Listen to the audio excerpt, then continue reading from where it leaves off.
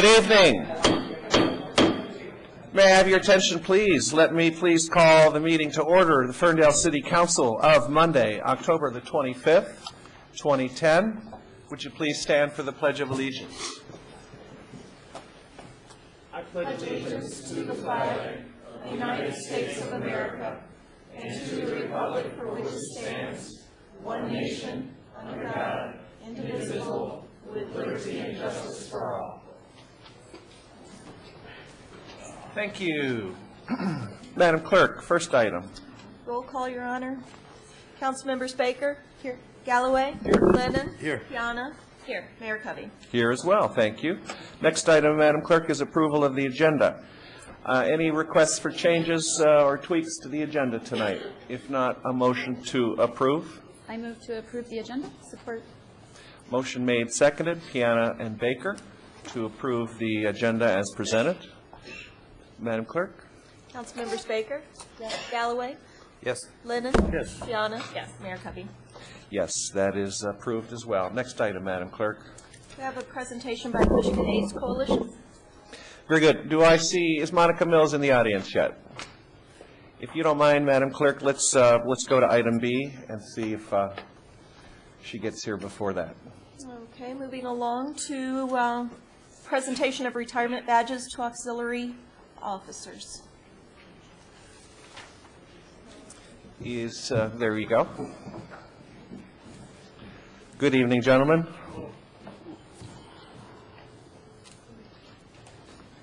Good evening, Council, ladies and gentlemen. A couple of things before we get started. I'd like to tell you that our auxiliary program, very important to us, particularly in these times. Our new auxiliary coordinator and our new traffic control officer, Paul Simpson, he has suggested that all retirements and all new hires for our auxiliary program be introduced to Council. And I thought that was a good idea. So on this occasion, I would like to turn this over to Officer Simpson, who would like to say a few words about our honorees, and then we'll present their badges. Thank you, Chief. Ladies and gentlemen, good evening. My name is Paul Simpson. Tonight is special as we wish to honor two retiring auxiliary officers. But first, I wish to share with you that these auxiliary officers serve this community by assisting our department in providing traffic and crowd control at special events and regularly conduct vacation and vacant home checks throughout our city. In last year, 19 of these auxiliary officers worked over 2,900 hours to make Ferndale a safer community. I'd like to introduce Auxiliary Officer Bill Keating. If you'd step forward, please.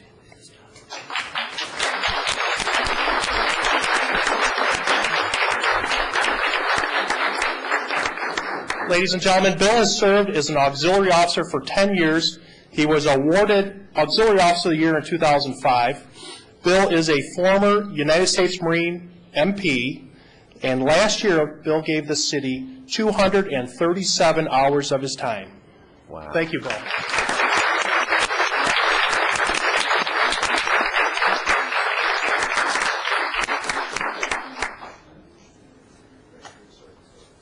you very much, sir.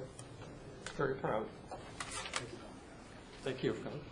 I'd like to introduce Auxiliary Officer Carol Gardner. Bill, if you just wait right there, please.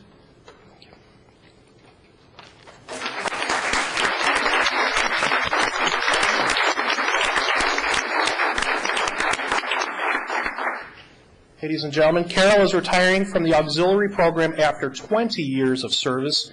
She attended the academy in 1992. In 1994, she was Auxiliary Officer of the Year. Chief?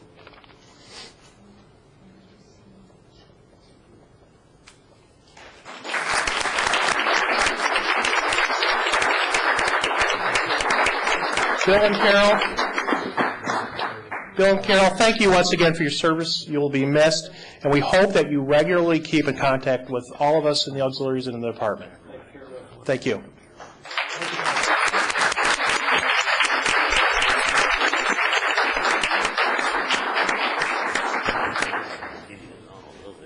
Thanks, Chief. Madam Clerk, item C. He has presentation by the Downtown Development Authority. Good evening. Chris Hughes, Communication and Marketing Manager for the Ferndale DDA. Mayor Covey, Council, City Manager, everybody watching at home. I'm happy to be here tonight to give you an update on things that are happening in downtown Ferndale. And there is plenty of stuff going on. I'd like to say that the season of fun has begun, so run to your calendars, get your pencils, and start writing down these dates. And while you do that, I don't have a way to get in front of the camera, but I'd like to point out that just in case you need to have something written down, our brand new Downtown Ferndale Business Guide has just come out. It is hot off the presses. It's available at the DDA at 149 West 9 Mile, along with lots of stores throughout the district. It will be distributed throughout the region, in Canada, Ann Arbor, all over the place, and it is awesome. Our great businesses are in here, so I encourage you all to get this very cool guide that has set the pace for other downtowns. But right now we're looking at wondering why these people are smiling. They're smiling because they're networking. That's going to be this Wednesday morning from 9 to 10 a.m. at Sweet Dreams. We're going to talk about networking. This is one of our programs to help businesses be better businesses. And besides this one, we've got another one coming up at it's always the last Wednesday of the month from 9 to 10 a.m. The one in November will be at Affirmations. As I said, this one will be at Treat Dreams, which will be a delicious gathering. And while we're gathering there, Christina Shepard-Decius, the Executive Director of the DDA, will be off getting information on microloans to help our businesses either grow or start up. And that information we will be disseminating within the next few weeks. So that's going to be a big help to our local business community. We also have a lot of good fun scaring up in downtown Ferndale. We start with some scaring for caring. I'd like to introduce you to Kid Rock and Sheryl Crow, a la Straw. That's at Rosie O'Grady's, and it's a fundraiser this Wednesday night, October 27th, for 5 local charities: Fern Care, the Pink Fund, Juvenile Diabetes Foundation, Michigan AIDS Coalition, and Wags and Wishes. You can buy the entire Addams Family if you want to put your bids on it. There's 17 scarecrows, and I've got to say, normally we might not promote something like this, but these scarecrows are amazing. The employees at Rosie's did them, and they are, some of them are really actually very creepy, but they're cool. We also have in downtown Ferndale this coming Saturday, October 30th, from 4 to 7 p.m., a great night for kids to come on down and trick-or-treat at their local hometown downtown. We've got more than 20 businesses participating. This will be on our website after Wednesday, so you can get a look at that, parents. We invite your costume kids to come on down, and when they're done trick-or-treating, to head on over to the library where they're going to have a Halloween party. So that's at the library. It's from 6:30 to 8:30 p.m. Once again, they want kids in costumes. There's performances by the Brainstormers, a raffle, all kinds of cool stuff going on for kids. And then, of course, the next day, you just go in your own neighborhoods and enjoy your hometown by visiting your neighbors and friends and getting that whole bunch of loot that's, I don't know, should you eat it all? Anyway. First weekend in November, we've got the film festival coming up, the F3, and this is awesome. We've got 50 shorts, documentaries, new films being shown all over town that weekend. It's November 4th through the 7th. You can go to ferndalefilmfestival.org to get information on that. On November the 15th, we've got a brand new thing we're doing. Everybody needs a volunteer, so we're going to have the Volunteer Connection event, and that will be for several different organizations. If you are interested in volunteering or you want to volunteer, this will be the place to come and see where your efforts could be used. We'll have various organizations there. In addition to the DDA, there'll be Affirmations, the library, some other different nonprofits that could always use an extra hand, so we're asking you to raise one and come on down. That's at Blooms, 5:30 to 7:30. After that, Girls' Night Out, Thursday, November 18, it's going to be Girl-Evanting, and that's going to be a kind of a fun way to head into the holidays, although we're going to have to get through Black Friday first, which, as you know, is the day of the year when our downtown businesses start making a profit. That's what they say. So we're going to turn all that red into black and then into green, which then, of course, leads us right into the ho-ho-ho holidays. And I'm going to just take you right through here quickly because I don't want to belabor it, but Holiday Ice Festival is going to be awesome. Saturday, December 11th, we're going to have all kinds of cool stuff going on. Ice sculptures, reindeer, hay rides, and we've got something special planned. We'll bring more on that later. And finally, our last big event that we want you to really make note of is Merry Midnight Madness. Not that I want you to plan to shop at the last minute, but in case you do, that night our stores will be open until midnight. If you need more information on any of this that I've mentioned, or you want to know anything at all, just once again visit downtownferndale.com. We keep that website pretty up to date so that you're up to date. And once again, I encourage you to visit your local merchants, pick up a downtown business guide, and shop and play in downtown Ferndale. That's it. Thank you. Nice job. Thank you. We have a ribbon cutting Saturday, which is Halloween Eve. Yes, we do, at Signature Tattoo. Signature Tattoo at noon. Yes. I'll be cutting the ribbon and then getting the first tattoo. Will you? Yes. And what, will it be the downtown Ferndale logo? Yeah, Is that what I'm that's thinking? what I want to Yes. get, sure. You can get it in any color, you know. Thanks, Chris Hughes. Thank you. All right, Madam Clerk, now let's go back to item A, if you would announce. We have a presentation by the Michigan AIDS Coalition of proceeds from the Ferndale Pub Crawl. Very good. Let me do a brief introduction, and then we'll have representatives from MAC come forward. The annual Ferndale Pub Crawl was an event started 14 years ago, and it was started strictly as a social event by a group back then called Fans of Ferndale. Fans of Ferndale doesn't exist anymore, but at the time it was the state's first Gay Lesbian Residents Association.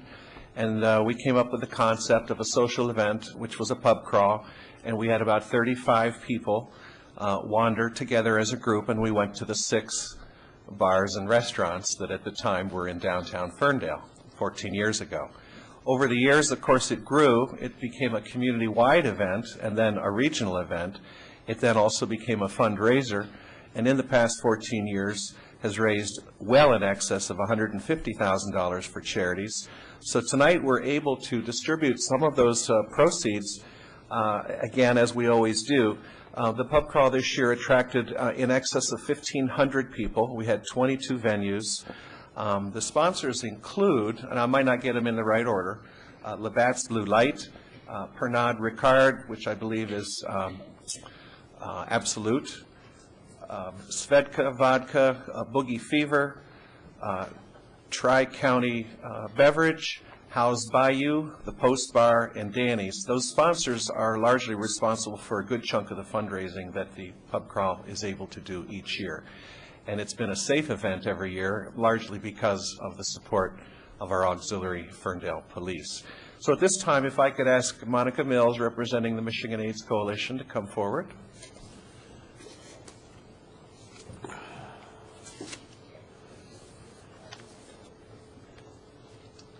I have money. Let's see. Well, let's do this in alphabetical order. How about the first group to come up would be Fern Care?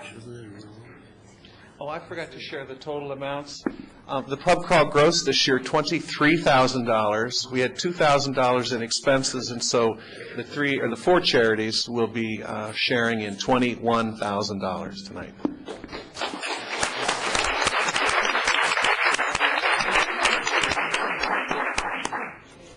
That's for Fern Care. Thank you. Would you like to say anything? Sure. On behalf of Fern Care, I'm Robert Babbitt, the treasurer of the Fern Care Free Clinic. On behalf of Fern Care, I want to thank the Michigan AIDS Coalition and the City of Ferndale for putting on this wonderful event. We thank you for your continued support of our organization. You've helped us out for the last couple of years. The Free Clinic actually opened August 7th of this year. We're open 2 Saturdays every month at the Kulik Community Center. We're looking to get into our own building right across from Credit Union 1. As it is right now, if you call our line to get an appointment, we have no openings until February. So we're definitely filling a need.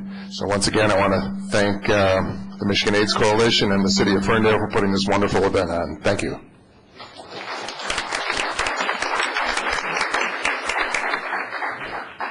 Okay, our next group would be the Ferndale Community, the Ferndale Community Foundation. And this, Dan Martin is accepting, the chairman of the foundation. There you go. Sure. On behalf of the Ferndale Community Foundation, I'd just like to second Bob's words and thank Michigan AIDS Coalition and the City of Ferndale and all the auxiliary police and everybody who came to the crawl, and it was a fabulous event, and we're very grateful to be recipients of some of the proceeds. It was a lot of fun. Thank you. You have an event coming up soon? We do have an event coming up soon. On November 19th, we will have our first community roast benefiting both the Ferndale Community Foundation and the Ferndale Seniors, and we will be roasting Miss Jeannie Davis on the advent of her 70th birthday. So,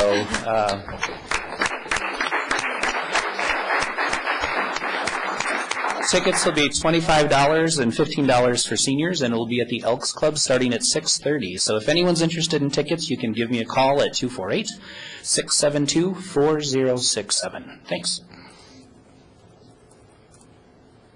All righty, next, I think we have a little larger group coming up, and that would be the Ferndale Police Auxiliary, which actually all the groups help us out and volunteer for the event, but the auxiliary are really, really out there in full force. Make sure everybody crosses the street safely, make sure parking is appropriate, and so on and so forth, and we like them a lot.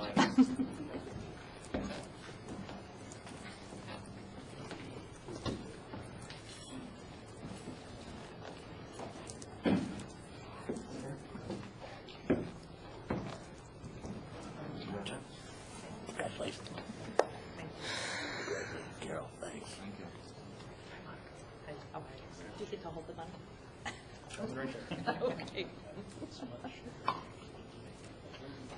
Well, then, there you go. Would you like to say a few words? Yes, on behalf of the auxiliary police, I'd like to thank everyone for keeping us in mind and distributing the proceeds here. The pub crawl is one of our most enjoyable events to serve the city. We always have a good time interacting with the guests of the city, and this always helps out with our safety equipment, things like rain gear, flashlights and stuff, so we're going to put this to good use for the city. Thank you.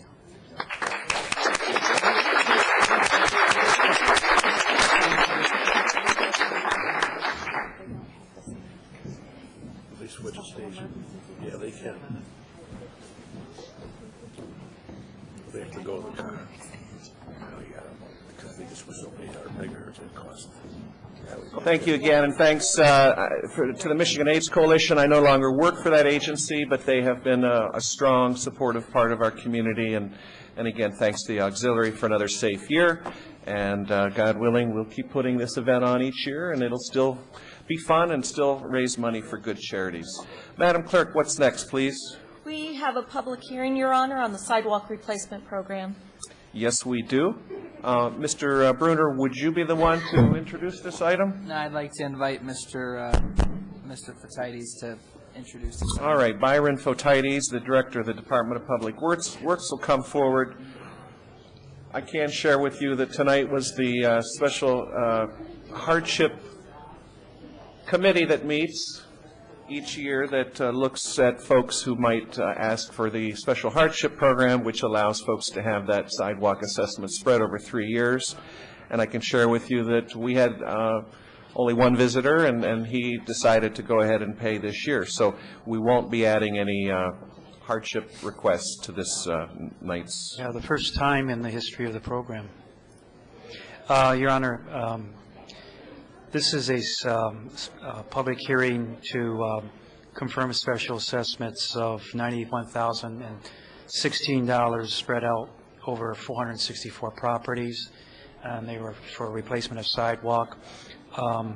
Residents have been notified, property owners have been notified of the intent to request council to confirm the special assessment roll, which would put the assessments on the winter tax roll. And this is the opportunity for any property owner to appear before council and question the assessment. Thank you very much.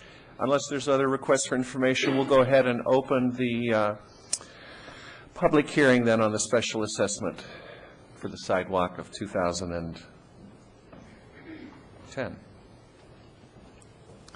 Time for anyone in the public to come up and speak on the issue. Hi there. Hi there. I'm Kathy Stewart, and I live at 852 Flowerdale. I had 5 sidewalks marked. They did the 5 sidewalks, and then when they came in to do the disabilities ramp, they took out 2 of the sidewalks that they had already replaced to go in with the disability. And I don't feel I should have to pay for those 2. I hear you. And ideally, you would have come earlier this evening, but it's okay that you're here now. I will have you talk with Byron Fotiades, the gentleman who was just up front. I suspect that, that he may say that because the 2 were marked and were replaced, although it sure seems like it had been smarter had they waited and replaced them when they did the part that we pay for. The city pays for the part that is ramped for the disability. So if you wouldn't mind chatting to the gentleman behind us in the white shirt. Okay. But thank you for sharing that with us. Anyone else wish to speak on the topic under the public hearing section? If not, I'll close the public hearing and come back to council and ask if there are any requests for information on the issue. Yes, sir. All right, I appreciate that. Then we would be looking for a motion. I would move to confirm the assessment role for Special Assessment Sidewalk District 2009 and to spread the special assessments to the 2010 winter tax roll unless granted deferment by the Hardship Committee. Second. Thank you. Motion made, Baker, seconded by Piana. Discussion or on that issue? All right, Madam Clerk. Council members Galloway? Yes. Lennon? Yes. Piana? Yes. Baker? Yes. Mayor Covey? Yes, as well. That passes unanimously. Are we to call the audience, Madam Clerk? We are, Your Honor. It is about 8 minutes until the hour of 8, and so we will go for 30 minutes on this section of the meeting, up to, anyway, 30 minutes. Time when the public may speak on any issue that is not on the agenda. The rules always apply that we ask you to keep your remarks to 3 minutes or less, that we ask that there be no personal attacks or attacks on any individual's integrity, and that you do share your name and address verbally, or you can write it down in the back for further communication. Hi. Good evening. I'm Ann Muller. I live at 332 West Troy.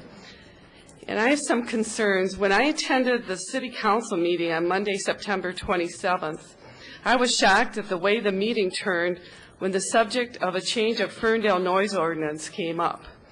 I felt the meeting was totally out of control.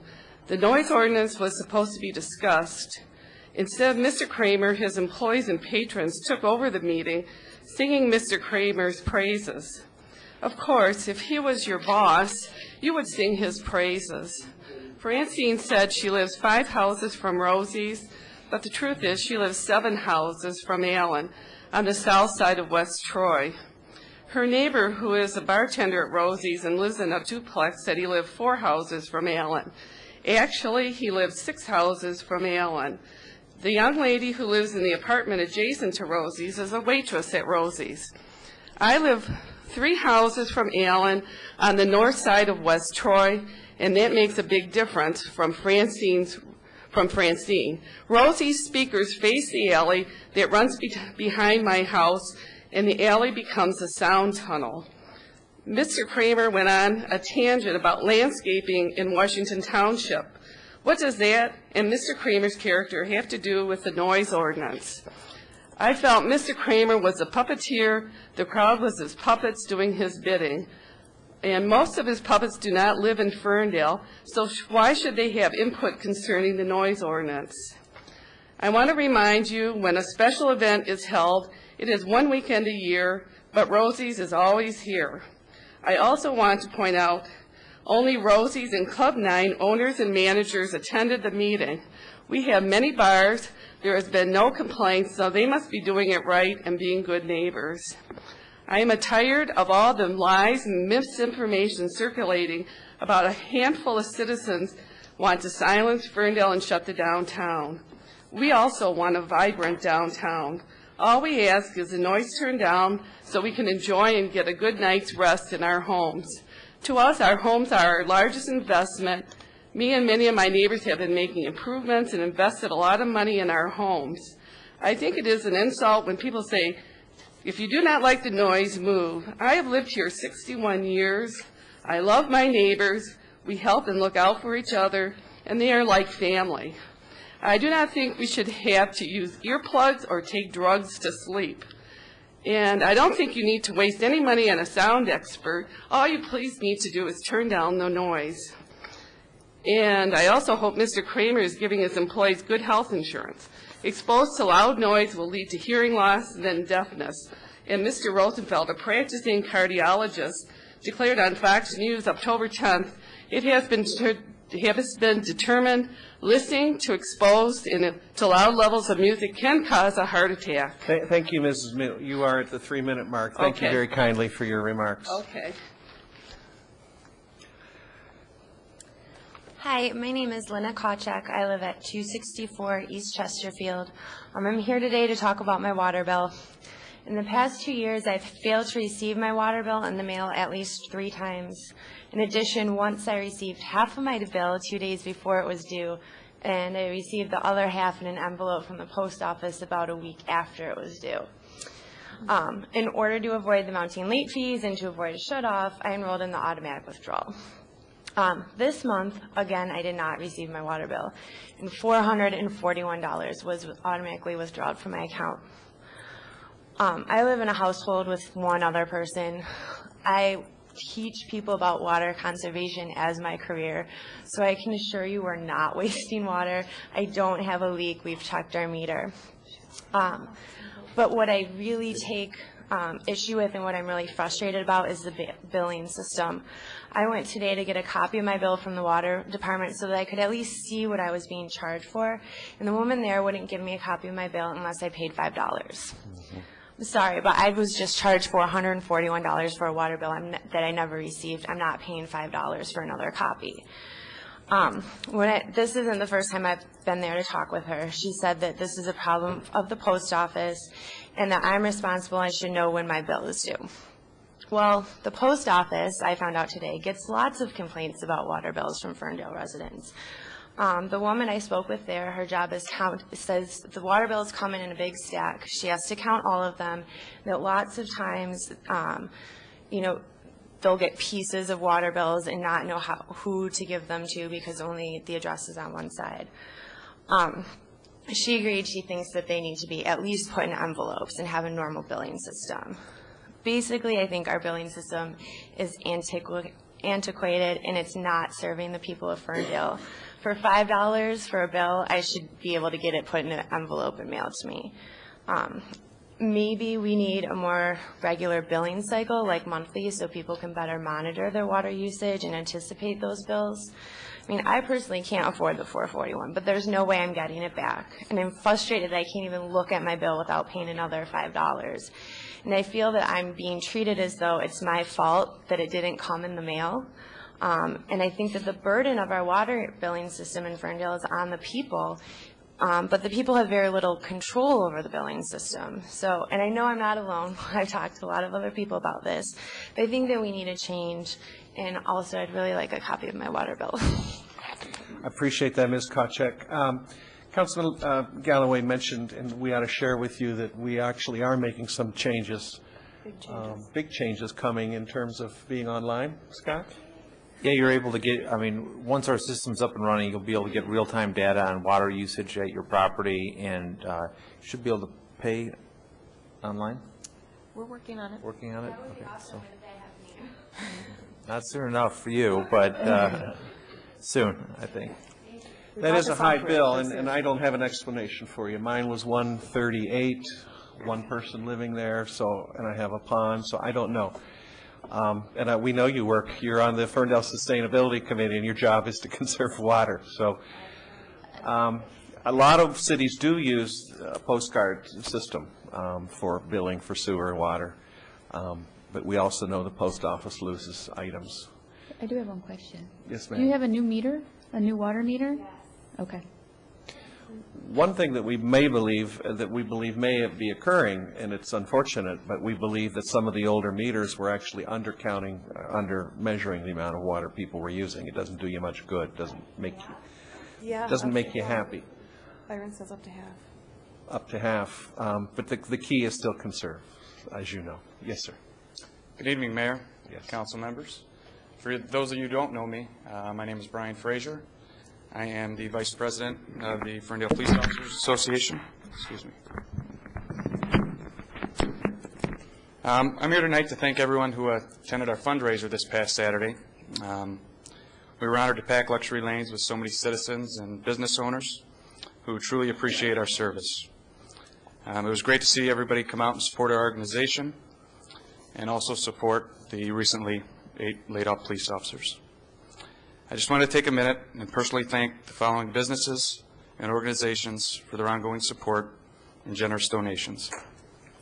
The Ferndale the Ferndale Firefighters Association, Dye Salon, Detroit Brothers, McChesney Electric, Wetmore's, Rosie O'Grady's, The Post, 9 and Hilton Market, Driven Solutions, Salon Rehe, Blooms, Como's, Buffalo Wild Wings, Monahan's Towing, Garden Fresh Salsa, Tony's Sports Bar,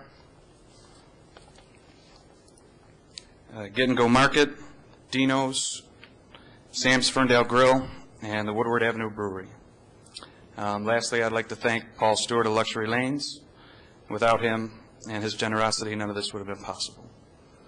And for our laid-off officers that are watching this at home, I agree it's very difficult to see tonight's agenda. Substantial contracts for some and layoffs for others. Thank you for your time. Thank you, Officer Fraser.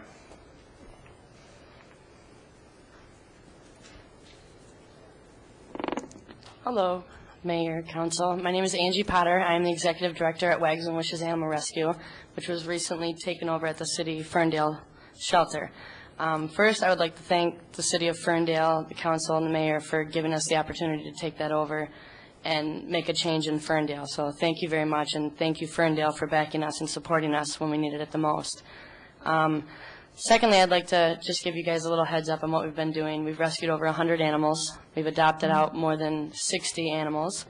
We've reunited over 30 animals back to their homes that they were lost, ran away, stolen. So we're doing really good things, spaying, neutering, vaccinating, and a lot of rescue, a lot of hours. But we really enjoy it. We really love what we do. Also, I would really like to invite the council and the mayor and the citizens in Ferndale to the shelter on Wednesday between 1 and 1:30. The University of Phoenix put together a contest to raise funds, donated items, and food for the shelter, and they raised over 1,500 pounds of food within a week. Over 300 of our wish list items that were needed, blankets, collars, leashes, etc., cleaning supplies. And they are bringing the vice president and some of the other directors and some of the counselors from there. And I would really like to have, the support from the city and let them know that, we're one. We work together and make things happen. It's a small shelter, but we're making big things happen. And it'd be really nice to have everyone there. We're going to try to get a couple of the news stations there and some press coverage on what we're doing and try to make a change for other cities. So thank you, and I hope to see you guys all there. Ms. Potter, again, this coming Wednesday? Yes, sir. They're going to be there about 1 to 1:30. So if everyone can come at like 12:30 and just witness something really amazing, we'd And the appreciate shelter it. is at the DPW? Yep, 521 East Camborne in the DPW yard. It says Wags and Wishes Animal Rescue, really big and blue. Thanks, Ms. Potter. All right, thank you guys very much. Thanks for all the work that you and your volunteers do. Mayor, Council, the reason that I came here this evening was to speak to you about the issue that's coming up on ballot, I believe, concerning the police officers and the firemen and the city clerk, and how that the responsibility you have decided to change it to the city manager rather than stay with the council. And I wrote this with the understanding that I have of the issue. By city councils changing the form of government here in Ferndale without residents knowing of it shows that this was a move to manipulate control. How can a city council get so far out of hand as to manipulate the existing form of government without citizens' input or cooperation, let alone voting on it? We as residents have voted on this issue twice before, and the voters have given their answer, and the answer was no. Those of you on the council that voted for these changes, what are the reasons for these changes? Since when does the city council have a total control without any citizen involvement? And citizens of Ferndale do have a better control involving police and fire department and city clerk issues when we can speak directly with the council about them. We never said we wanted it changed. This thing has been pushed through, and we really want it changed back. Those of you on council that want this control to shift to the city manager's responsibility, why do you want this way? Why do you want it to change? If we object to not being given a say by having a vote or having a chance to vote, we could vote members out of office or seek to recall them. But as citizens, we can't fire the city manager. It's clear that certain ones on the council have an agenda to push Ferndale forward to develop and grow, and I suppose there's some merit in that for sure, but not at the expense of Ferndale citizens' safety and not by breaking the rules that you're supposed to be a part of as city council members here in Ferndale. Thank you.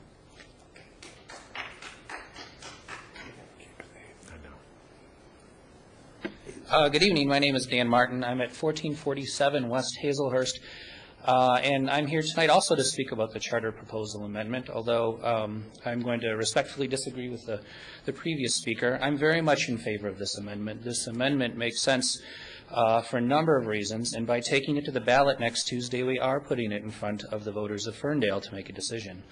By realigning the reporting relationships of key employees, we are providing a cleaner and more concise form of city government.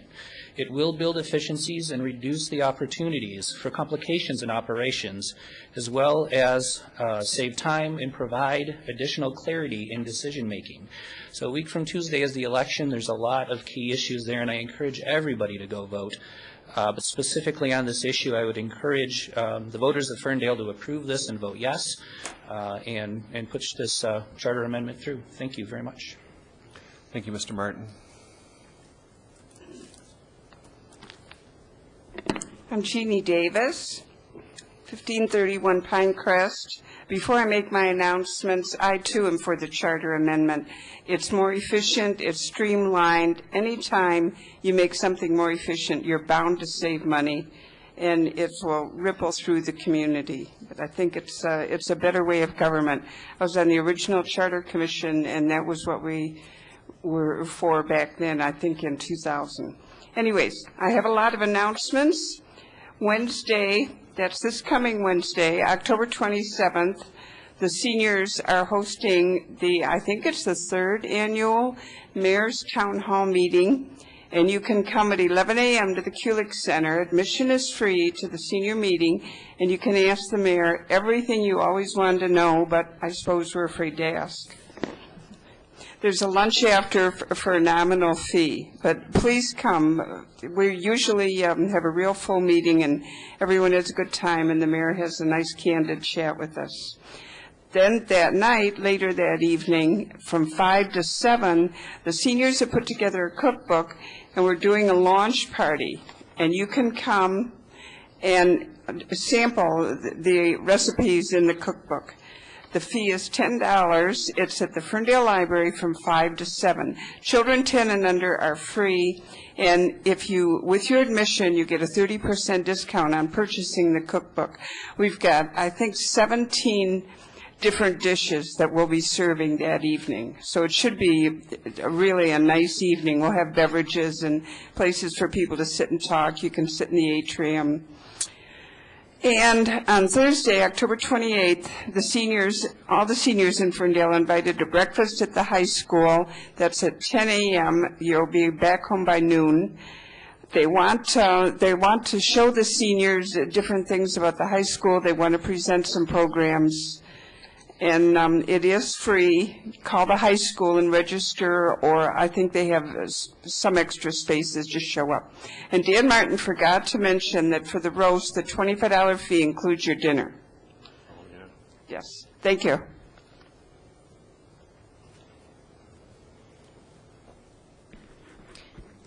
Sherry Wells, 315 West Troy, one of the downtown streets. We had our first Downtown Neighborhood Association meeting on the 17th, and I briefly go over some of the things we discussed. And here's the notice of our next one, which will be at a different church this time that is allowing us to use their facilities. And it will be from 4 o'clock until 6 o'clock in the afternoon on a Sunday, November 14th. We talked about some of the types of things we could do as a group, a block garage sale, and discussed how Pleasant Ridge pulls off such a large one. Bulk items, saving money in bulk purchases of smoke and carbon monoxide detectors, helmets for adults, since our police department and Rotary Club take care of helmets for children every June. Rat traps, there is a rat problem in Ferndale and probably everywhere, and to jointly buy some of those things. And speaking of rats, one of our members had talked about firewood nests, and this is something that sometimes people don't know. My neighbor has the firewood well up off the ground, and there are no holes underneath my garage that a rat has gone into. However, they do like to burrow under firewood that has been on the ground. And it's something I learned from one of the city employees, is that another good reason to pick up after dogs is this is the breakfast, lunch, and dinner that the rats feed their children. We talked about parking, and there are streets, especially Withington and South Saratoga and West Saratoga and West Troy, that have no more residential parking spaces. So we talked about the possibility of residential permit parking. We discussed the Withington lot parking structure that may be a possibility. And my understanding from past experience is that there will be citizen input available if that goes further. I just hope that this thing, if it goes further, that doesn't drop off because of the financing. Several of us citizens, residents, have gone to these meetings, and then the financing drops out, and we have wasted our time. We talked about sound, especially vibration control, and someone else you've not heard from was concerned about the downtown loudspeakers. Some of the people are from Withington House, and at their invitation, I came in to look around to the pluses and minuses of what they're living with.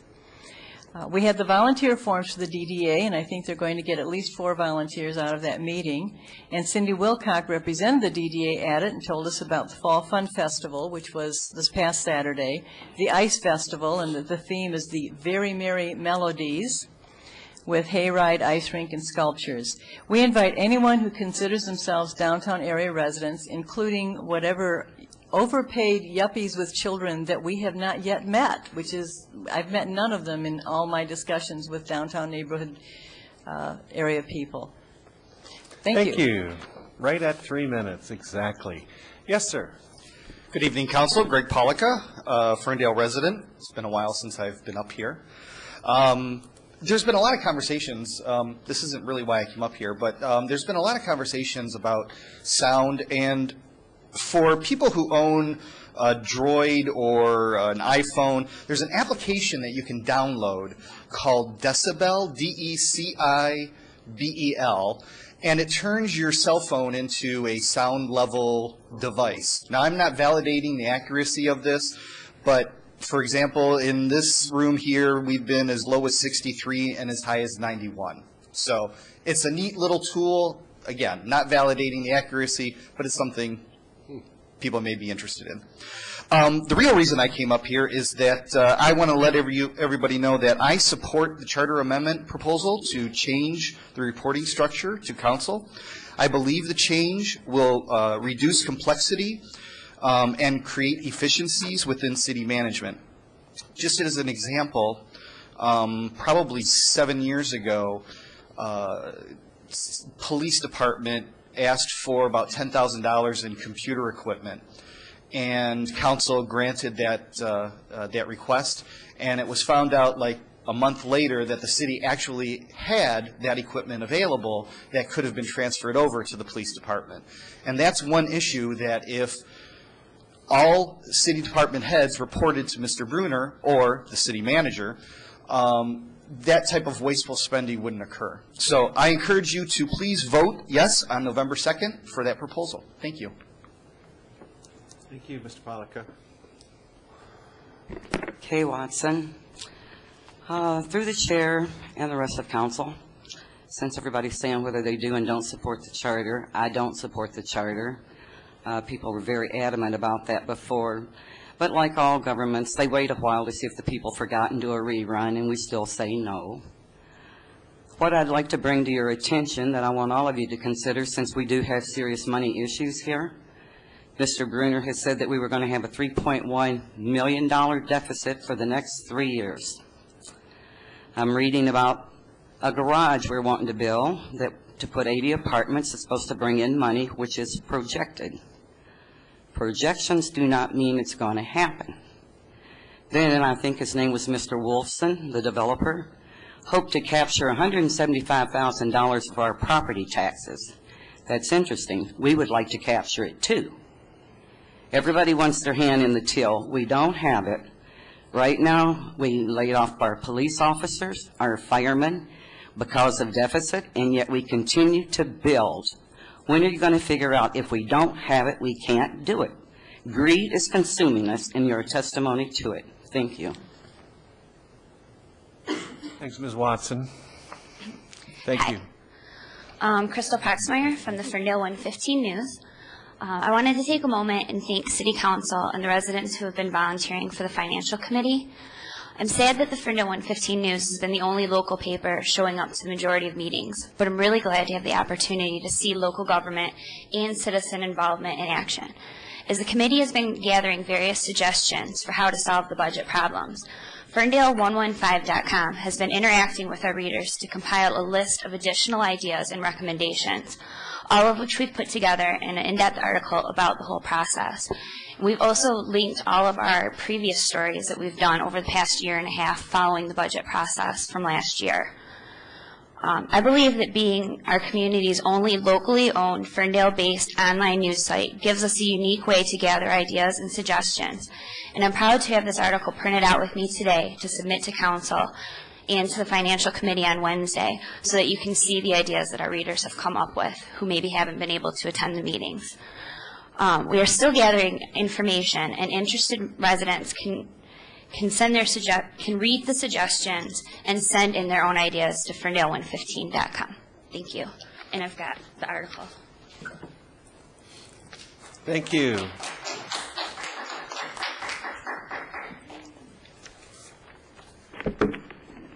Hello, Mayor and Council. Douglas Christie, Ferndale resident, Chair of the Ferndale Environmental Sustainability Commission. And I am here tonight with an early announcement for the next Green Tuesday, which again is always the second Tuesday of each month at the Kulik Community Center. The next topic on November 9th is Greening Your Holidays. There are a bunch of holidays that somebody of every faith, I guess, and thoughts will have coming up sometime between now and the first of the year. So we would like to have people come to our event and learn about how to green your holidays. Lots of topics, lots of items are going to be covered, all environmentally based. And again, that's November 9th, 6:30 to 8 o'clock at the Community Center. And that's it. Thank you. Thanks, Mr. Christie. Appreciate that. Make your holidays as green as possible. Anyone else wish to speak tonight? Still have a couple more minutes. If not, we will move on, Madam Clerk.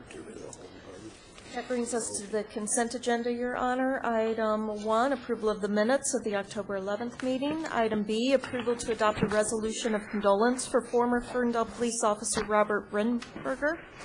Item C, approval to proclaim November 2010 as Pancreatic Cancer Awareness Month. Item D, approval of license agreement for use of city property with Strive Creative to use 4 parking spaces near the Magic Bag Theater on Woodward on November 9th from 5 until 11 p.m. with the provisions as listed. Item E, approval of the special event permit for the Ferndale Film Festival and Camp Casey Cowboy Chili Cook-Off on November 6th and 7th in the municipal parking lot immediately west of the Ferndale Public Library from noon until 11 p.m., with the provisions as listed. Item F, approval to issue a pawnbroker's license to be located at 771 East 8 Mile Road to be held by Stephen Rizumna, doing business as Cash Your Check Plus Inc., and to approve 2 surety bonds, each in the amount of $3,000.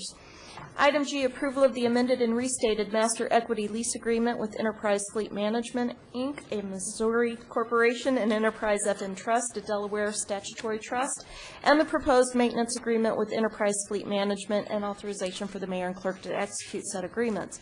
And finally, approval of the bills and payrolls as certified by the city manager to be paid subject to review by the Council Finance Committee. Well read. Thank you, Madam Clerk. Which items would folks like to pull for further discussion?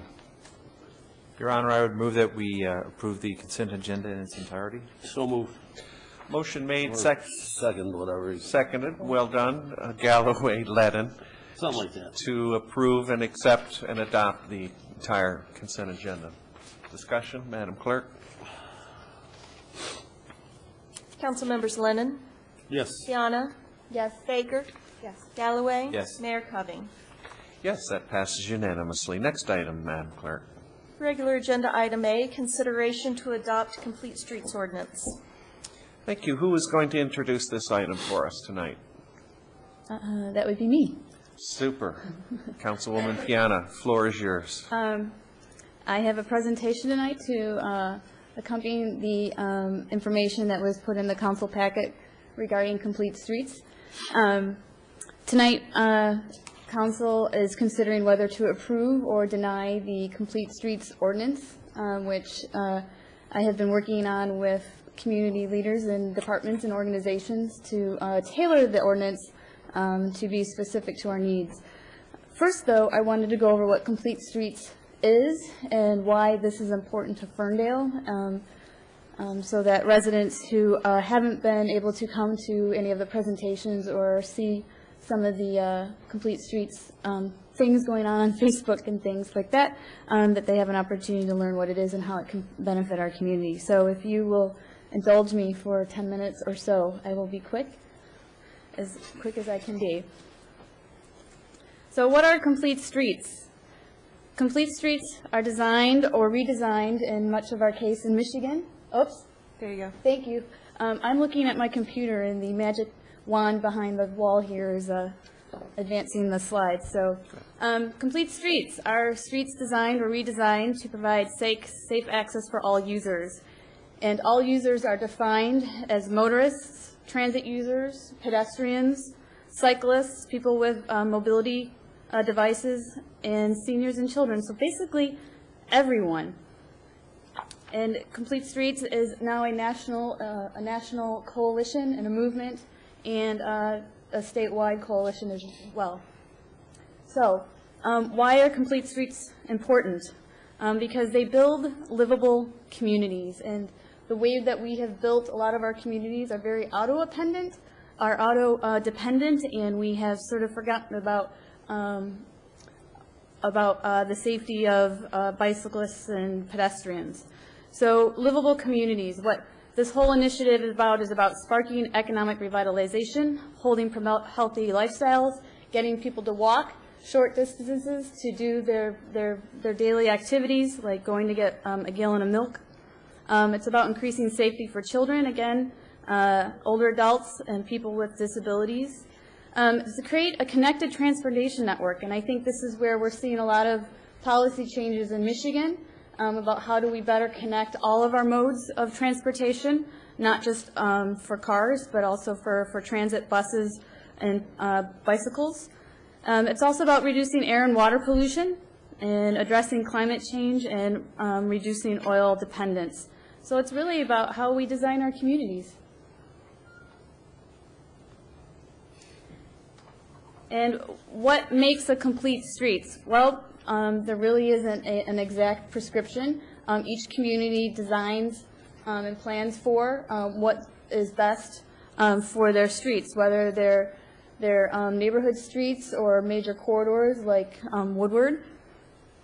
we're also talking about widening sidewalks, more defined pedestrian crossings like there is in this picture here, which is at a midway crossing point during a wide street. We're talking about bike lanes and bike racks, which is something that Ferndale residents definitely support with our Hilton and Pinecrest. And also about traffic calming, about how to slow traffic in high traffic areas. And also creating ADA compliant treatments for our intersections and crosswalks. And another one is better bus stop placement and creating shelters at those bus stops. And it's also about reducing the number of trips. So in the planning world, it's called Vehicles Miles Traveled, or VMT, and Complete Streets is about trying to reduce the VMT.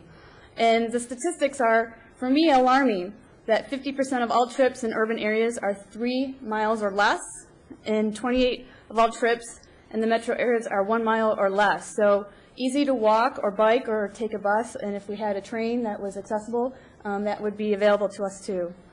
And overall, the 65% of the shortest trips are made by car. So going back to reducing oil consumption and reducing climate change. So this is sort of what we're trying to solve nationally. I call this Anywhere USA on the left side. You're not really sure what that community is. It could be anywhere in the United States. And then some of our bigger streets is that we built them so that people can't cross them. Nope. So that's that's the big picture about creating quality places. And we don't have, as big of highways like this in this photo in Ferndale, but that's definitely something that Michigan is trying to solve. And so now I have the before and afters, and I love the before and afters. So on the top here on the left is a neighborhood street before the design, the Complete Streets designs added to the street. So they put in a roundabout, and they put in some nice landscaping in the middle of the roundabout, and they bumped out the sidewalks. And it looks much more inviting than it did before. Here's a great street where they put in a very defined bike path, and this would be my wish list for Ferndale. I call it Bike Lane 2.0, and something that I wish that we will plan for in the future. And then I've been around town taking photographs on my bike about some incomplete streets in Ferndale. That's my corner. The one on the top left is on Hilton. I don't know if anybody's tried to walk from Hilton up to, or on Hilton from Marshall up to the Hilton 9 Mile intersection, but the sidewalk stops and it just kind of disappears. 8 Mile has broken sidewalks, and so difficult for people using mobility devices to actually get down the sidewalk. And my favorite one is the one in the middle. You can barely tell it's a bus stop. There's a brand new ADA compliant ramp. However, if you were trying to actually get over the ramp and cross the street in a wheelchair or any other, or a bicycle, you would actually run into the pole or go around the pole. So that is, and you can notice that there is an item in the middle of the sidewalk down the whole sidewalk. So those are some examples of complete streets. And then the one on the right is taken 2 years ago when I was riding on Hilton. Hilton's going through the Hilton 9 Mile corridor is going through some changes. We just recently put in some ADA compliant ramps, but if you were, and we have a bike lane there, but look how kind of lost I am at the intersection with no defined sidewalks. And so there are some treatments I think that we can be planning for to make this a more prominent intersection. And then examples of complete streets in Ferndale. I think we're all very familiar with them. We talk about our walkability all the time in Ferndale, and Doug Christie has been with the Green Cruise and the Ferndale Environmental Sustainability Committee has been very supportive, and we went on a bike ride one day, and this is a great example of the treatment at Pinecrest and 9 Mile, and of course the bike lanes on Hilton, repaved recently, and they look great and brand new white striping. And then just someone using and easily going across the threshold at the sidewalk. So those are some examples of complete streets. Why is this important now? Because state and federal policies are changing. Recently this year, the governor signed 2 complete streets bills into state law. In particular, they have created a statewide complete streets advisory council, and that council is going to be helping advise communities across Michigan about how they can change their planning for new types of mobility treatments. MDOT is required to pass a complete streets policy. MDOT controls 12% of the roads in Michigan, and they control some very large roads like Woodward. And it also requires counties, cities, and villages and MDOT to consult with one another when planning a non-motorized project. So basically, an outcome of a complete streets policy for any community is a non-motorized plan.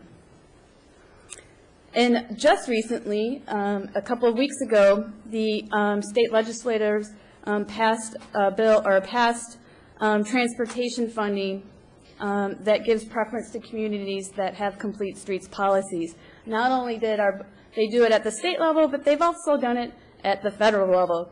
And the Environmental Protection Agency, the Department of Transportation, and the Housing of Urban Development are now aligning their grant monies to be around areas that have jobs, housing, and transit options.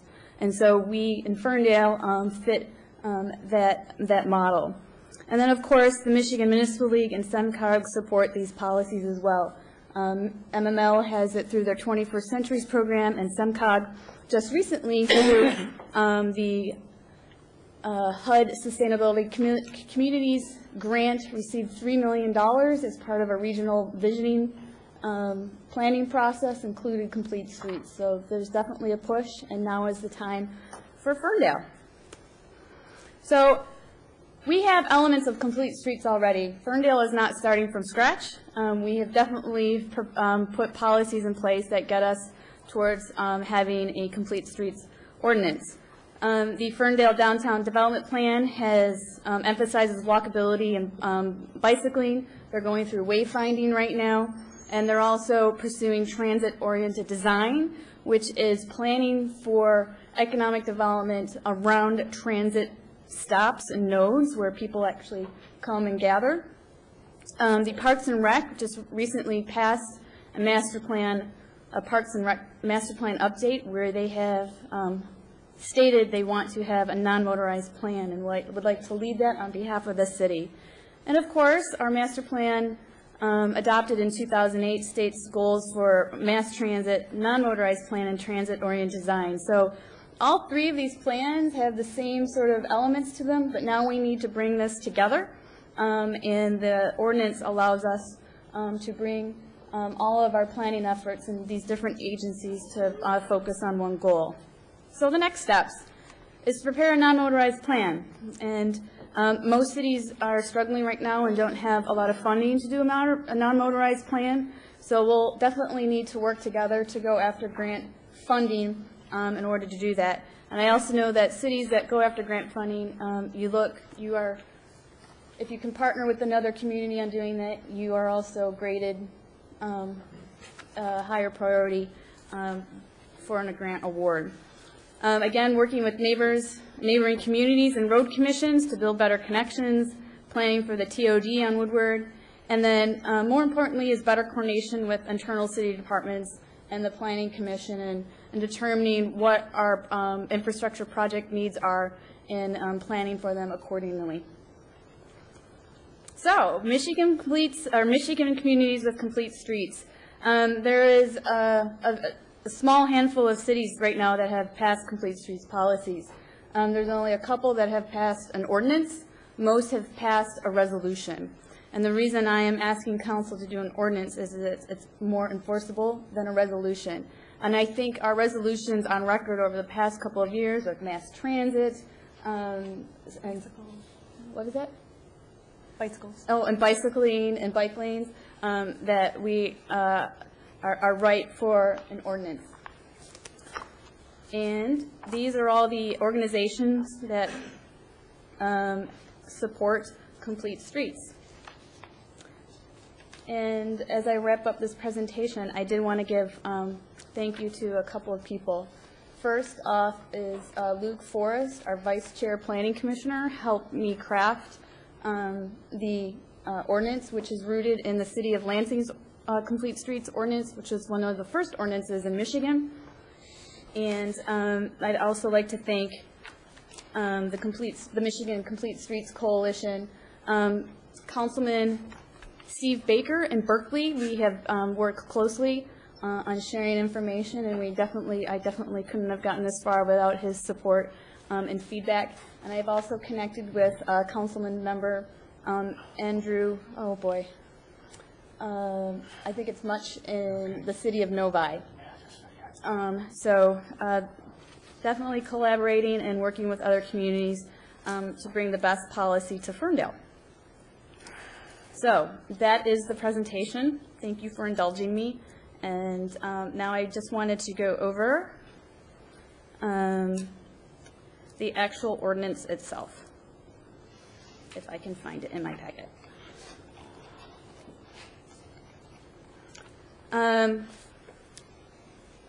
The ordinance has a few elements to it. One, we defined what all users are, which is pedestrians, people requiring mobility aids, bicyclists and drivers, passengers of transit vehicles, trucks, automobiles, and motorcycles. So we cover everything. This ordinance also indicates that the city shall adopt a non-motorized plan. And here's where the internal coordination comes into play, is that the plan shall be approved by the Planning Commission, and that the non-motorized plan needs to have the support and input of the Community Development Services Department, DPW, the Recreation Department, and the Parks and Rec Advisory Committee, and of course the Downtown Development Authority. We also say what the non-motorized transportation network plan should have in it. At minimum, accommodations for accessibility, sidewalks, curb ramps and cuts, trains and pathways, signage, and bike lanes, among other types of design treatments. The state law says that the state law says that the non-motorized transportation network plan shall be part of the master plan update process. So every 5 years, the non-motorized plan would be updated on the regularly scheduled update with the master plan. And the one element in here is that there's going to be a gap between now, when the ordinance is approved, to when we actually have a non-motorized plan. And so we've put in here an item where the Planning Commission is part of the review process of any street infrastructure programs to see if there's any coordination we can do with adopting some complete streets elements in those plans. So this would bringing more into the planning department and working with the DPW and the Planning Commission. So that's my spiel. Well, thank you. Excellent presentation. Thank you. Feels like we've been moving towards this for years, and very exciting. Next would be a request for information from the council members to Melanie or to the staff first, and then others. Anybody? Any requests? I am well familiar with this. What's that? I am well familiar with this. Sure you are. Absolutely. Yes, ma'am. Request for information? Is this a complete street, like for the downtown area? It's for the entire city. Then we won't need a garage, will we? Well, actually, it's more than it's more than parking. So cars are part of complete streets. Yes. When you said about non-motorized and catching buses, everybody doesn't live close enough to where a bus route is. So I don't really know. That's why I thought maybe it was more for downtown, because we are a 4-mile square, and if you're going to get groceries, you're not going to hike And you mentioned carrying a jug of milk. No, we're not wanting to go back to the Stone Age. I can see downtown for people convenience and things like that, but the whole city, maybe I'm reading it wrong, but like I said, I'm not going to walk 4 miles to get groceries, nor am I going to carry them. And who knows how far you have to go to get transportation. Well, this is all about planning for the future. This is about solving some of those challenges now and better connecting with our communities. Now, this grant money, are we having to match it? The next step is seeking grant money. The requirements in that grant are unknown. So those types of things. I would say let's hold off on that because we're having a little trouble dealing with the problems that we have now financially. So, thank you. Thanks, Kate. This actually is a plan. It's a concept, and this tonight's motions won't cost the city any money. It's, as Melanie, as the councilwoman mentioned, it's looking to the future, and to some extent it is going back in time, because sometimes we find that things that worked well in the past, we shouldn't have let them go. And so the concept is that maybe you would walk a half a mile or 3 or 4 blocks for a loaf of bread, or to mail a letter, or to go to the bank, depending on where you live, and it gives options. So it doesn't say no to motorized vehicles. It's to make sure that everything else is included along with motorized vehicles. Any other requests? Because I just think I'd love to give my opinion on this, but we would need a motion first. I would move that we approve ordinance number 1101, an ordinance to add Article 4, Complete Streets, Section 16-50 to Chapter 16 of the Ferndale Codified Ordinances, to encourage the implementation of a non-motorized network plan to provide complete streets that accommodate pedestrians, bicyclists, public transportation passengers, and users of all ages and abilities. Support. Thank you. The motion's made and seconded, and as I said before, this feels like something that many of us up here on council have been working for 12, 15 years, not knowing it, because it didn't, I don't think it had a name 15 years ago, but all of the things that Mayor Gittert did, and Councilman Galloway and I, and Councilman Lennon, all of us in the past, putting in bike lanes, trying to slow traffic, putting in trees, narrowing 9 Mile, we were all working towards this all along. I just want to share one story, and that is a time that I was in Florida in a hotel, and being so used to Ferndale, I went out and wanted to walk somewhere, and it was absolutely impossible to walk anywhere. And I remember going back into the hotel and saying, I want to walk from here to there, and the lady looked at me like I was crazy. And I was only a mile or 2 from downtown, but I couldn't get there from there. I couldn't walk. And I guess you have to take a cab or rent a car. And I ended up walking. I could have probably killed myself crossing this bridge, but I think there is a lot of desire to be able to walk, and it would certainly help not only the environment and pollution, but it might help America with its obesity problem, which is growing all the time. So enough of my pontificating. Anybody, any thoughts on the motion? I had one other item to, I wanted to convey what actions were completed in order to actually get to this point, for those who may not have downloaded the council packet and read that during, as you fall asleep at night. Sure, we all did that. The Parks and Rec Department reviewed the draft ordinance. The Downtown Development Authority Board of Directors passed a resolution in support of the ordinance draft. The Planning Commission voted unanimously in support of the draft Complete Streets, and the city attorney provided legal review, and I presented to the Ferndale Environmental Sustainability Committee, who graciously hosted Complete Streets presentation at their Green Tuesdays meetings, and I conducted a Complete Streets presentation at the Ferndale Seniors Group. And I also have a lot of support conveyed on my Ferndale Councilwoman Facebook page. So for those people who could not make it here tonight. So. And Kay is absolutely right that this is going to be a great savings for the city of Ferndale by encouraging people to walk and bike to do their errands.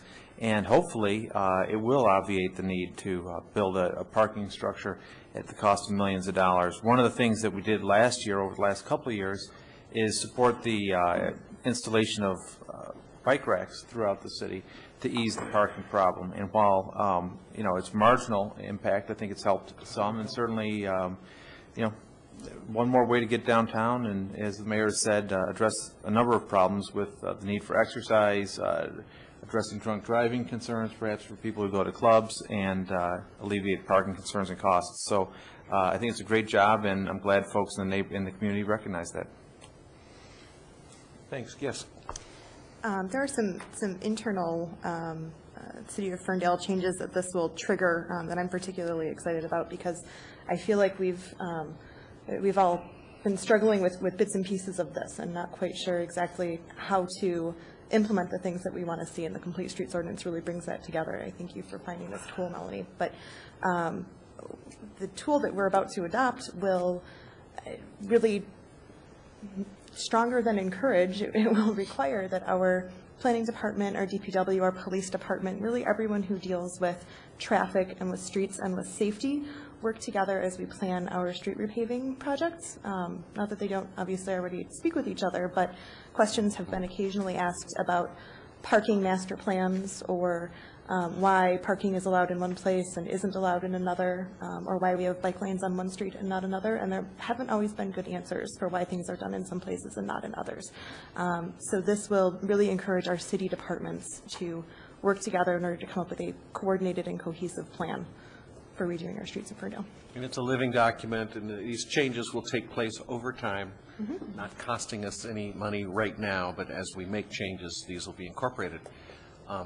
Things as simple as new stripes on the road. Sure. Councilman Leonard reminded me of the time we were in Orlando. The city I was referring to was Naples, Florida, but when we were at a conference in Orlando, it was nearly impossible to walk to where the conference was from the hotel. Yeah. There were no lights, there were no sidewalks. I remember being just literally almost lost, and then having to run across like 5 lanes of traffic. So, if there's no other questions, then Madam Clerk, let's take a vote on this. Council members Piana? Yes. Baker? Yes. Galloway? Yes. Lennon? Yes. Mayor Covington? Yes, as well. It passes unanimously. Congratulations and job well done, Melanie. Thank you. I think Berkeley just adopted the same program. They adopted a resolution, but yes, they are on the right track to get to an ordinance, so. I saw their mayor yesterday. Fine, wonderful mayor. Next item, Madam Clerk. Regular agenda item B, consideration of employment agreement with the Chief of Police Collins. Yes, Mr. Bruner. Thanks, Your Honor. As the council will recall, Police Chief Kitchen retired back in June, and Captain Collins was appointed first interim Chief of Police, and then after an interview was appointed to fill the position on August 23rd. At that time, the council directed me to negotiate an employment agreement with the chief. We've been working on that since that time. The primary economic benefits of the employment agreement are both cash and insurance benefits. The compensation, both cash and other forms outlined in the employment agreement, are the existing forms of compensation that Chief Collins already had as police captain. There's nothing new in the employment agreement. The principal change is an increase in salary of about 10% from $90,007 to $99,007. As I indicated, that's a 10% increase from what he was making last year as the captain, but it's also 3.6% less than Chief Kitchen's final salary when he left at the end of the last fiscal year. So with that, I'd be happy to entertain any questions you might have about the proposed employment agreement. Thank you. We'll start then with any requests for information. Bob, just so I understand this employment contract, it's 2 years, and then at the end of the 2 years, the city council can decide to renew it, or the parties can part ways. And then all the benefits contained within the contract are what Chief Collins has sort of come through the department with, and would have had he not been promoted, saved the salary. Is that accurate? That's correct. As far as the term goes, it is a 2-year term. Both the chief and the city council could agree to extend that term. If not, Chief Collins retains whatever transfer rights he might have under civil service. If there was another job in the police department that he was qualified for and it was vacant, he could transfer, but certainly retirement seems more likely. I guess it's worth noting that the chief is fully vested in the police and fire pension system, is at this point eligible to retire at any time with full benefits. He's what's referred to as both age and service eligible. All right. Mr. Bruner, I had a question. I don't understand the automatic quarterly COLA additions. That's a good question, because it's not really, it's still called a cost of living adjustment, but it's not really a cost of living adjustment anymore. This was a benefit that worked its way into several of the city's collective bargaining agreements years ago. I don't know, Councilman Lennon, if you were around at that time, and from what I understand, it was actually linked to inflation and consumer price index at a time, and then those benefits were capped and eventually eliminated. There was only 2, I believe, non-union employees in recent times that still had those capped benefits. Chief Kitchen, who recently retired, was one, and I believe now Chief Collins is the only other non-union employee who has continued to receive that benefit, and it is $260 a quarter. Okay. Any other questions? What action then would council? Your Honor, I'd like to just take a closer look at some of these compensation issues, and I would suggest that we table the matter until the last regularly scheduled meeting in November. Thank you, Councilman. Is there a second to that motion to table? That was a motion? Yes, it was. Yes, I would move Support. All right, thank you. There's a motion then just to table till 4 weeks, the council meeting in November, second meeting. Some questions that he had, and it's been seconded by Councilwoman Baker. I would concur. I do have issues with the COLA, and so we can just share our thoughts with the city manager and then bring something back. I think on the COLA, I believe that was eliminated from most of patrol back in the late 70s, early 80s. If you're receiving that now, Chief, you're probably one of the few in the city that are getting it. He's the only employee that I'm aware of at this point, and that is because that it was eliminated from the collective bargaining agreement at some time in the past. Long time ago. For whatever reason, there was non-union employees who were still receiving that, and it wasn't eliminated And we did. from their Yeah, I appreciate it. And I talked to the chief today, and he's fine with us looking at this again. No issue whatsoever. So, and you asked about comparisons, and there is some information about other cities, and it's so. Unless there's other questions, Madam Clerk. Council members Baker? Yes. Galloway? Yes. Lennon? Yes. Kiana? Yes. Mayor Covey? Yes, as well. Thank you. That passes. Next item, Madam Clerk. Regular agenda item C, consideration of employment agreement with Fire Chief Sullivan. And, Your Honor, this is a very similar situation. As you'll recall, Fire Chief Schmidt retired on April 30th of this year. Fire Captain Sullivan was promoted first on an interim basis, and then at that same August 23rd meeting, the council promoted him to Fire Chief on a probationary basis. Since that time, we've also been working on a very similar employment agreement. The elements of the compensation are very similar, except that as with the police captain as a non-union employee, so he was not subject to a collective bargaining agreement prior to becoming chief. The fire chief was a union employee, and so now he's becoming an exempt salaried employee. The forms of compensation are almost identical, except that there was no COLA provided in that fire contract, and so there's no COLA provided here in the fire chief's employment agreement. At the chief's request, we've also included a paragraph that indicates that if mutually agreed upon in the future, the chief may use his personal automobile for city purposes. That would be a savings to the city with the elimination of one fleet vehicle, and the fire chief is not asked to be compensated for that business use of his personal vehicle in the employment agreement. The proposed salary, $85,000, is actually a great deal less than what the chief made as captain, because as captain he did receive overtime, and as chief he will not. And this is also about 4.4% less than Fire Chief Schmidt's last salary, although that's not exactly an apples-to-apples comparison, because I believe there were some forms of compensation that were rolled into Chief Schmidt's base salary that were not rolled into base salary in this employment agreement. But overall, I think it's still a somewhat lower cost for the city compared to the last fire chief's compensation. Okay, thank you for that introduction. Questions from the staff? I mean, the council, I'm sorry. I have one question, and it applies to the former agreement as well. And I was just wondering, is there a way to see a total compensation summary of everything that he's getting? Because it's kind of all buried in there. I don't know if you put it in the agreement or not, but I'm interested just to know what that is.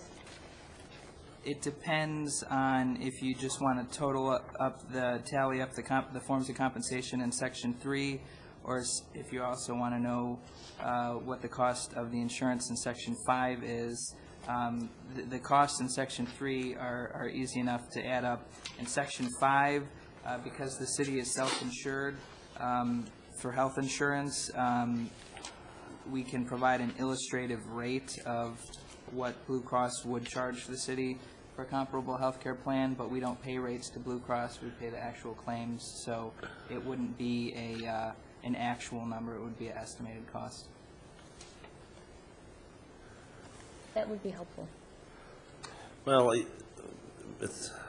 go ahead. I'd like to get both these contracts fair and equitable to all parties involved. I concur. There's some gray areas in this one, too. In essence and indirectly, he's taking a pay cut, so to speak. So I'd like Councilman Galloway did with the police chief, send both these back to the drawing board and table this contract until the last meeting in Is that a motion to table, sir? Yes. Support. Seconded by Councilwoman Piana, motion by Councilman Lennon to table this one as well, second meeting in November. Discussion? I'm good with this too. Madam Clerk? Council members Galloway? Yes. Lennon? Yes. Piana? Yes. Baker? Yes. Mayor Covey? Yes as well. That's unanimous. Thank you kindly. What's next, Madam Clerk? We are to council liaison reports, if any. Council liaison reports. Anything from Michigan Suburbs Alliance or SEMCOG or the Mayor's Association? Did you go to the Mayor's dinner? No, Mr. Bruner, you were out of town. Oh, I do have a report. I was going to do it in my call to council, but I'll do it here. I'm very excited to announce that Councilwoman Kate Baker and I have been appointed and are volunteering to a transit task force under the Woodward Avenue Action Association. And this task force is a coordinated effort of elected officials of all the Woodward Avenue communities from 8 Mile up to Birmingham. And so the purpose of our task force is to get to know each other and identify the goals of mass transit for coming past 8 Mile and working together to put a plan together about how to achieve our mutual outcomes. So, see, why isn't Fox 2 filming this? Like regional cooperation. Yes, so I think this is great. So just to name a couple officials we'll be working with under this task force is Councilman Steve Baker, Councilman Mark Nikita in Birmingham, Mayor Jim Ellison in Royal Oak, Jeff Jenks in Huntington Woods, George Linko and Pleasant Ridge. George Linko and Pleasant Ridge. So I'm pretty excited for all of us to work together. Super. More cooperation and regional working together. I have an update on the Michigan Suburbs Alliance. You got some. I've got an update on the Michigan Suburbs Alliance. Go for it. And I realized when I sat down, I completely forgot to bring in the reports that were issued on Saturday at the Executive Committee meeting of the Millennial Mayors Congress.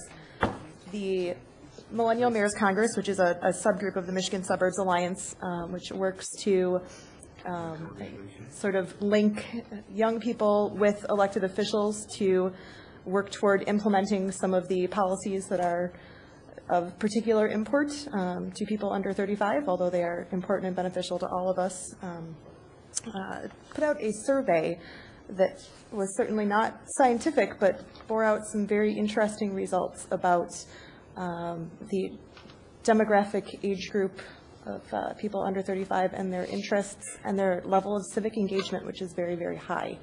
So it was particularly interesting to see what they find to be satisfactory in their communities, what draws them to the places that they like to live. Based on those results, communities like Ferndale, not surprisingly, rank pretty high. Imagine that. What a surprise. In communities that are affordable, walkable, have great arts and culture and events, as well as opportunities for civic engagement and volunteerism. I wasn't, I guess, surprised, but I was happily affirmed that my generation is more engaged than a lot of people give us credit for. You're still in that generation, aren't you, I Councilwoman? am. All right. Well, we baby boomers like it here, too. I will bring those reports in there in the backseat of my car. All right. No other liaisons then, Madam Clerk. Is it call to Call to council. Council. Mr. Fotides, anything else from the Department of Public Works? Something about leaves, perhaps, or no? No, I don't want to think about leaves. They're starting to get down there. November, we have our discount on our recycling containers. We normally charge $12. They'll be for $6. And SACRA will reimburse us $3 of the $6 that we don't charge. So come down to the DBW. You can get as many recycling containers you want, and it'll just be only $6. So the month of November? Yes, You as got a new recycling bin. yeah, as it was done last year. The SACRA board, which I sit on, approved continuing it for another year. Good. So you can't beat it. Yeah, I need a new one. Mine's beat up. Yeah. All right, sir. Thank you. Can we recycle the old recycling bins? Probably. And how would they know to take it? You know, I Put a note on mean, it. they're pretty well. I mean, I still have mine from 1992. So I mean, they're pretty. It's still holding up. It's a Yeah, little they're still creaky. holding up. It's like trying to throw away a trash can. You Put a can't note do on it. Yeah. You ever tried? So just come on down. The city yard is open Monday through Thursday, 7:30 to 4 p.m. And Roseanne can take care of you. Thank you kindly. Chief Sullivan, anything for the fire department, sir?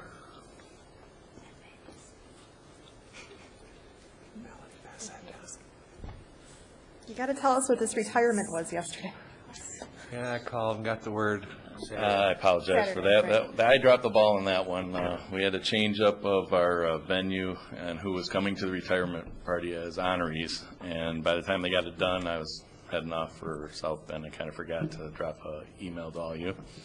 So it went well. It went really nice. So Lieutenant Jim Malio and firefighter Norm Van Sparentak had a really nice party, a nice send-off and some nice awards. So it went, and I did explain to everybody that there was not any kind of political rift, that I kind of didn't get a hold of people on time, but I did want you to get called, so you didn't feel like we were ignoring you on that end of the stick. So, but it went nice. It went nice. Small but nice party.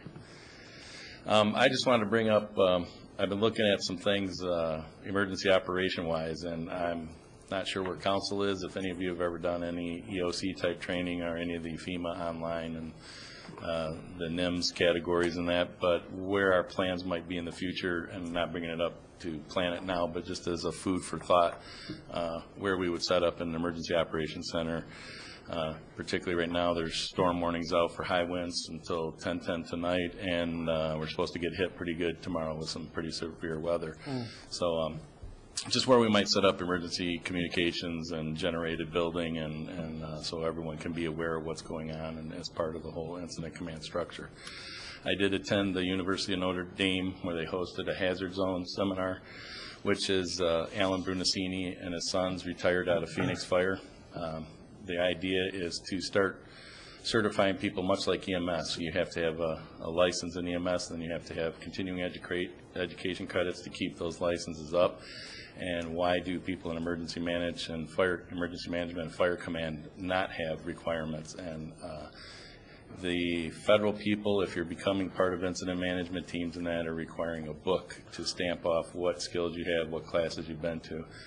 So the same thought's going for fire command. I'm adopting this program for the fire department so that the commanders we have, some are young and inexperienced, so we can kind of get them some of the training and practice runs instead of real runs, but at least they'll have that under the belt, and we know they'll be at a level of proficiency within the organization, so that we, with less people, can do just as good, if not even a better job. Thanks, Chief. I have a question for the chief, or maybe just a request. The disaster preparedness comment that you just made is particularly timely. We just had a small and very contained fire. I was calling it our fire non-drill at work, and everything was fine, and we didn't lose obviously any lives or really any data. But another component to that question of where do the people go and how do we maintain services in an emergency situation is what happens to the data and what happens to all of the things that we as a city are required to store. So I would love to work with you as you move along. I know it's not at the top of your list at the moment, and I'm sure it's not at the top of the clerk's list with a big election next week. But as you move forward, maybe in the new year, talking about those sorts of things, I would love to be a part of that conversation, and maybe we could bring the clerk in too, just to talk about data as well as personal safety and city operations. Great. Thanks. Thank you. Chief Collins from the Police Department, sir.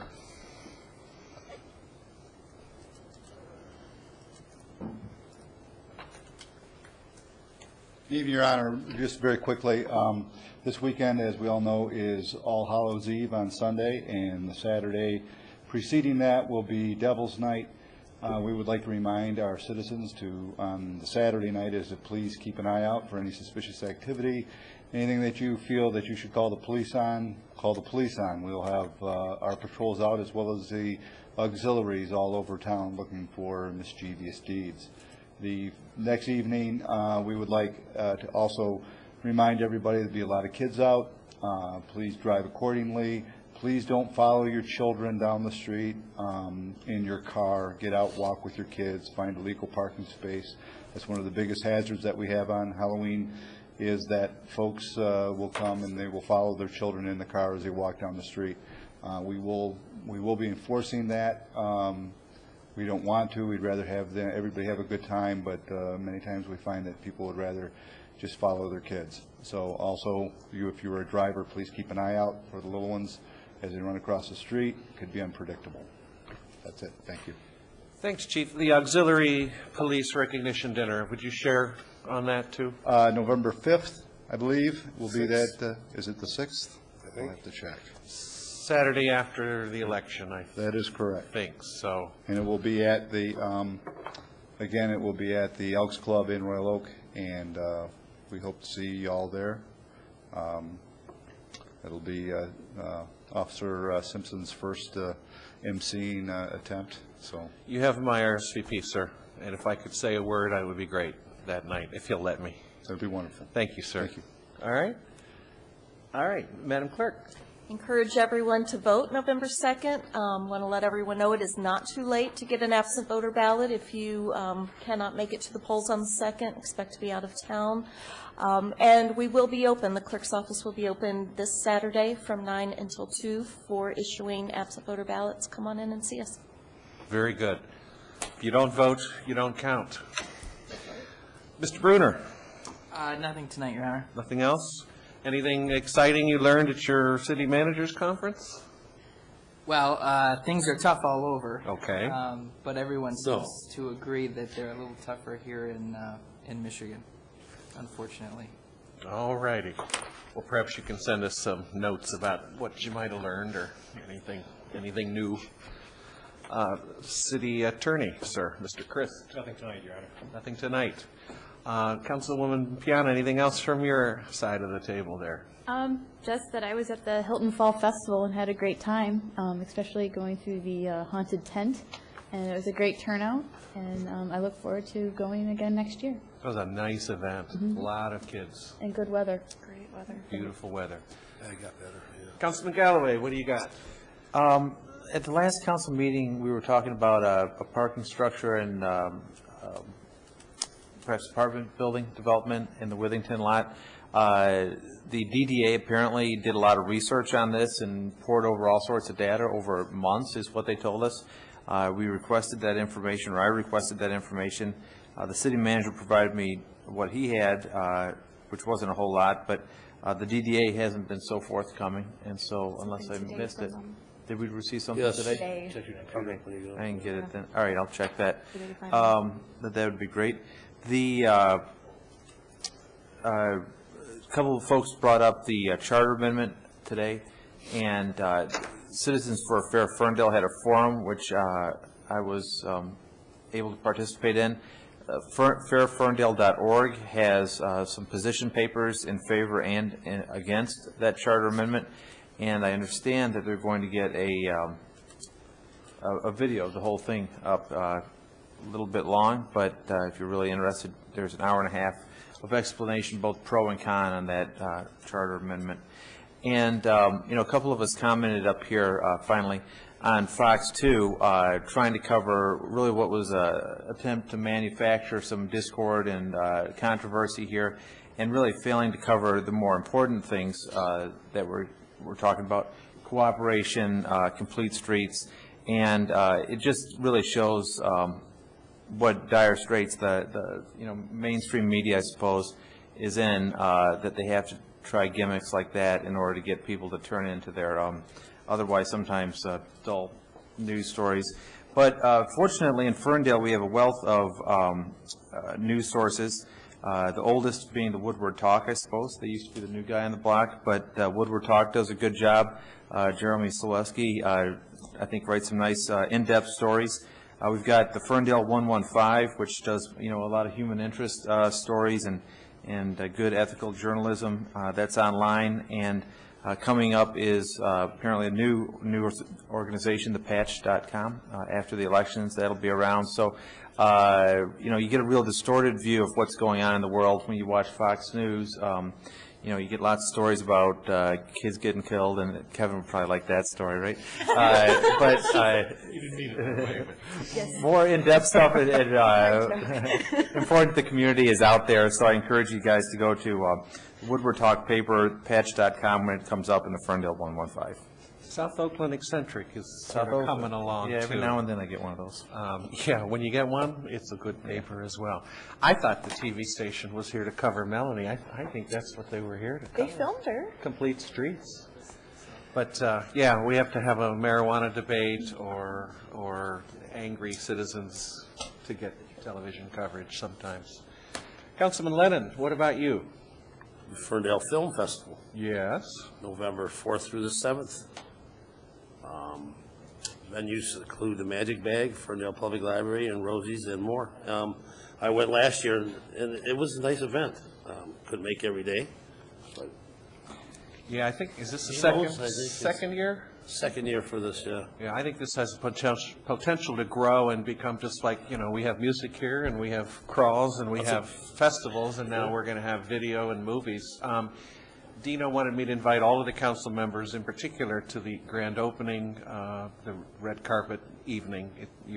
Council members are welcome to come at no charge. When is that? Thank you. That would be the 4th. The Thursday. Oh, November the 4th, red carpeting opening at the Magic Bag Theater. Don't know the exact time, but I suspect it's in the evening. So, Well, that's what I wanted to mention, and I was going to mention the red carpet opening and where to go and all that, but you kind of stole my thunder, so. Yeah, well. Everybody have a happy Halloween. Good thing That's I all I got. brought you one of these cards so you can read it. huh? I've been doing some serious ad libbing. You'll be going out on Halloween? I'm dressing as Mayor of Ferndale. Oh, that's frightening. I'm Your ties up really. and match your shirt? Nothing's gonna match. Going out as Put some cat hair on your Yeah. jacket. Thanks, Councilman. Mayor Pro Tem Baker. You said it, we didn't say it. After the Citizens for a Fair Ferndale Forum, and then the Millennial Mayors Congress meeting, I came back to Ferndale on Saturday and met my parents and my niece, who is nearly 3, over at the Ferndale the Hilton Fall Festival, and wow, did she love it. It was just fantastic to see her so excited about everything. I mean, she's a great kid, and she's always excited about everything. The only thing she wasn't excited about was actually putting on her costume. And I know that the mayor met her and gave her a balloon, which she loved, as she loved everything. But you didn't get to see her in her costume, so I have a picture here from my brother's Facebook page so you can see Mackenzie in her costume. Okay. So, she finally dressed up for the Zubu, I so can there see she why is. she wouldn't want to put that on, I guess. She was a fairy princess. She was Yeah, well, lovely. not all girls want to be fairy princesses. Oh, she was a happy princess. All right. Don't say a word. One of those nights. Thank you. Anything And else? that's it. All right, to wrap this up, Oh, I was gonna go with that. do vote on November 2nd. You know, the pundits talking about Fox News and some of the television stations, they would have you believe that the elections are over, that we've already, got the results.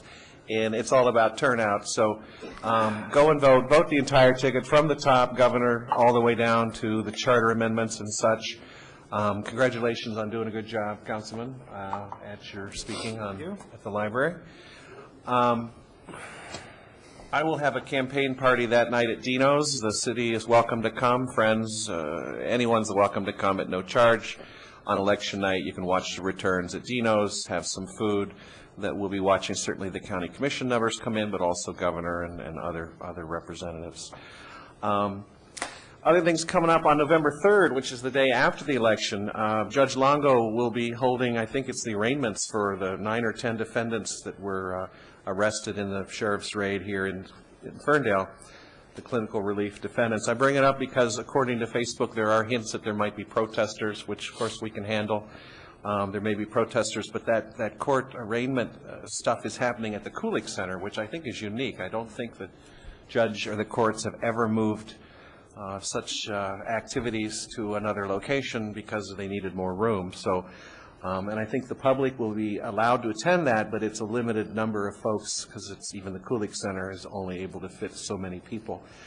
On that same subject, I met with a number of our state officials.